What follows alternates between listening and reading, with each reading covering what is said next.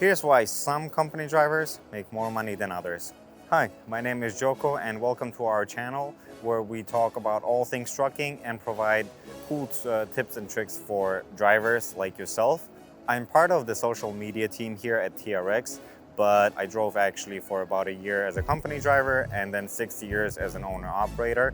This was a little bit about myself. Let's jump into the video. In today's video, we will actually take a look at 4 drivers. We'll take a look at their work ethic, we'll take a look at their time management skills, and we'll take a look at their organizational skills. Now, work ethic will be directly correlated with the driver's driving ability, meaning how much they drove. Time management would be more on their ability to manage their time with their logbook. How many times do they stop? Do they stop often? Do they not? And so forth. And organizational skills will refer to how well they organize their logbook.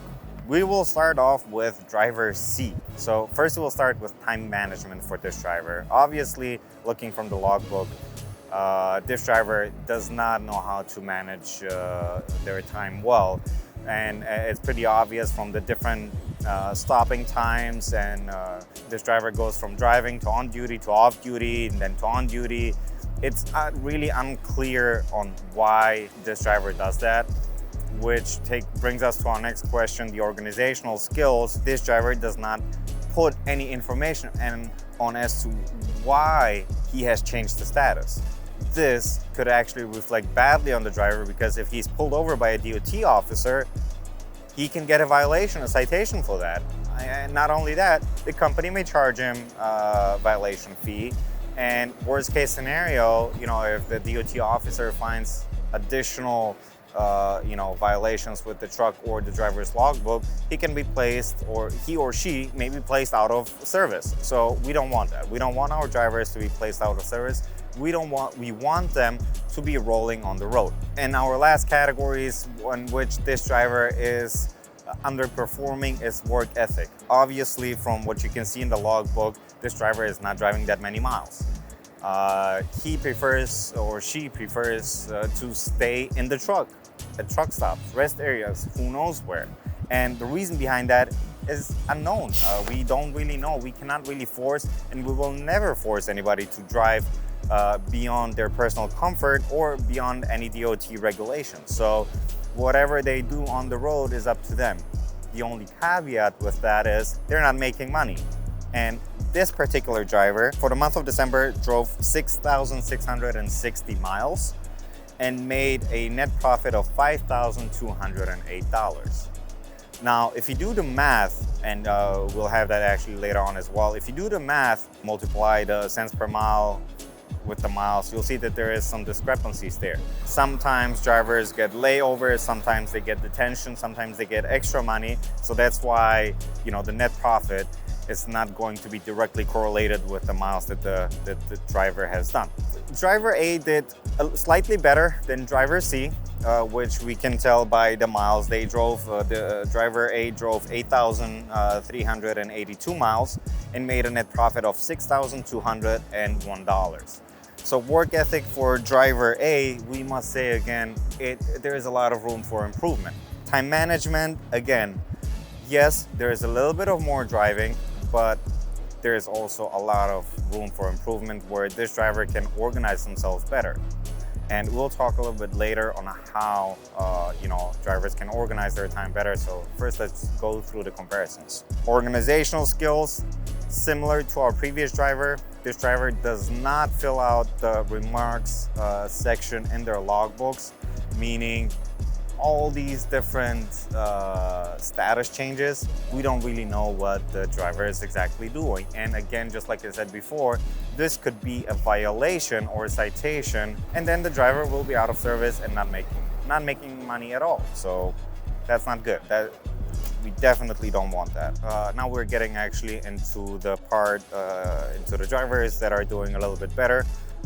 So let's take a look at what they're doing better and how would that translate for you. Driver D shows a much better work ethic, meaning when he's out on the road, he's actually driving more, and that shows. There are very few unnecessary stops, as we can see from the logbooks. proper breaks in between so the driver doesn't have to take unnecessary stops. We have great time management and organizational skills with the logbook being properly marked. The remarks section at each change of status is marked. We know exactly what this driver is doing at said point in time. Regarding his or her work ethic, this driver drove actually 13,766 miles for the month of December, and they made $9,519.88 in net profit. This is a 1.5 times improvement compared to the previous drivers. And now let's just go to our last driver, driver B, which out of the 4 drivers, this driver is topping the list. He's made she has made the biggest profit in the month of December. As we can see from the logbooks, the driver's time is actually spent very wisely.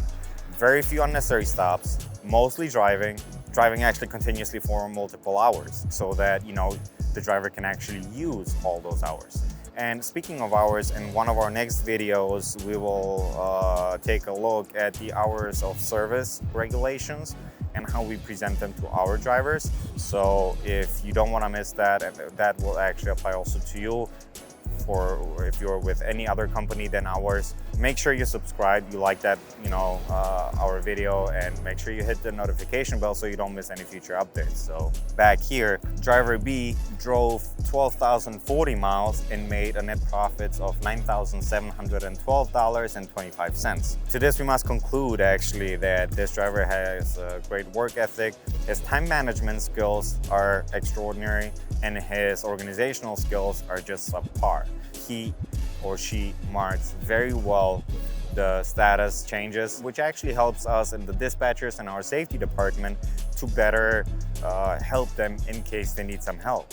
Or, it also reflects greatly on the driver when he's pulled over by a DOT officer so that the driver does not get in trouble. So that is also another great thing that, with great organizational skills and good time management will get you out of trouble, not only more money in your pocket. So we talk a lot about organizational skills and time management and all that, but what does it actually mean to have a bad logbook? Now, if you see on the screen, there is a logbook with, as you can see, there's only 2 remarks. And if a DOT officer takes a look at this logbook, what would they say? Of course, it's a violation. They don't know where the driver was going, what the driver was doing, and, they'll write him up in violations. Here at TRX, we actually give you money for clean inspections. As a matter of fact, it's better for you if you get clean inspections so you can get some bonuses, some extra money. So on the other side of the spectrum, we have a good logbook. And this is what a good logbook looks like. As you can see, every single detail is marked down. Every status change is marked down, and there is detailed information on what the driver is doing. This is music in our ears, not only us, but also DOT officers. And they will look you with different eyes, actually, when you show them a logbook like this. So keep that in mind. Keeping all 4 drivers in mind, everything that we've said so far, how can that help you improve your paycheck? This is what we'd recommend you do. First of all, you gotta be realistic with yourself. Ask yourself the question, how is my work ethic? Do I have good time management skills or bad? Do I have good organizational skills or bad? The first step is to go from yourself. Don't just go to the company and be like, you guys are not making me money, blah, blah, blah. You can't do that. Why? Because if you don't want to make money, how can they force you to make money? If you don't want to drive, how can somebody force you to drive? Secondly, cash advances. We cannot give you any financial advice. If you're taking out too many cash advances, that will eat into your net profits. So you may have a problem. Take the appropriate steps to figure out where and why you have that problem. Another big thing which has to do with time management a lot is the amount of unnecessary stops that you make. Don't take as many stops. If you are doing stops, and I understand sometimes you have to stop. Sometimes you need to go to the bathroom. Sometimes, you need to go off-road a little bit, not off-road, don't go off-road, but You need to get off of the highway to go groceries shopping and whatnot. If you go grocery shopping, buy groceries for more than just a meal, so that in that way you avoid stopping for your next meal. So you have more time driving and making money. Buy groceries ahead of time, as a matter of fact, so you don't have to stop on the road at all. Let's say you are at a shipper or a receiver and you are getting unloaded or loaded for that matter. And sometimes shippers and receivers can take a longer time to unload you. Put your logbook for 30 minutes on duty. Write down that you are loading, unloading, whatever, in the remarks section of the logbook. After 30 minutes, change the logbook to either sleeper or off duty, so that in case you get held, at the shipper or receiver for longer, say for 7, 8, or 10 hours. I mean, nobody wants to sit there for that long, but sometimes it happens. In that case, you'll now have, 10 hours of sleeper or off duty, so that you can actually move on. You will be able to get to your either next load, next destination, whatever it is. Whereas if you keep it on duty all the time, you even may run into a violation if you were held at the shipper for that long. So there's no reason for it. Amongst the last things that I wanted to touch upon is traffic. Check traffic. Check your phone for traffic maps, weather maps. Check the weather wherever you're going. It's winter now. It's even though yes, it's cold here, but it's cloudy. Could be snowing where you're going. It could be raining where you're going. It could be icy where you're going, and you gotta keep that in mind before leaving, right? Before actually arriving at your destination. And that will help you so that you can plan your trip accordingly. And lastly, it's all up to you, right? It's your work ethic. I mean, trucking is a business, it's not a vacation, so you do have to put a little bit of elbow grease in it. You do have to put in the miles, you do have to put in the work, but the good thing about it is the more work you put in, the more money you'll make. With that being said, thank you for watching this far. If you've learned anything in this video, we'd really appreciate it if you hit that subscribe button, like the video, comment down below. Let us know if you know somebody that needs help with their time management or organizational skills. Share that video with them, educate them, right? Help them out. If you know better on how to explain it to them, help them out. It will mean a lot to them, because in that way they can actually make more money and they'll be thankful to you. Other than that, drive safe out there, and I'll see you in the next one.